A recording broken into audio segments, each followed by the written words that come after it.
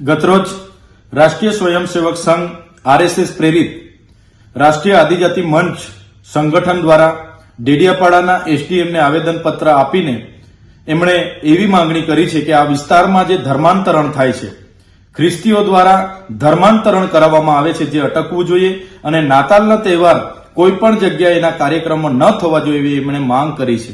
જે લોકો ખ્રિસ્તી ધર્માંતરણ મારા મત વિસ્તારમાં થાય છે એવું આવેદન પાઠવે છે, ત્યારે હું ધારાસભ્ય છું. 3 વર્ષ દરમિયાન એક પણ ફરિયાદ મને કોઈ પણ વિસ્તારમાંથી ધર્માંતરણની મળી નથી.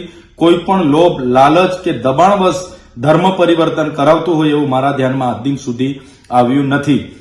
અને જો ખ્રિસ્તીઓથી આ સંગઠનોને વધારે દુઃખદ પડતું હોય તો એમની જ પાર્ટીમાં ઝઘડિયા વિધાનસભાના રીતેશભાઈ વસાવા અને વ્યારા વિધાનસભાના મોહનભાઈ કોકડી આજે પણ ખ્રિસ્તી ધર્મ પાળે છે, છતાં આદિવાસીની અનામત બેઠક પરથી ચૂંટાઈને વિધાનસભા સુધી પહોંચેલા છે.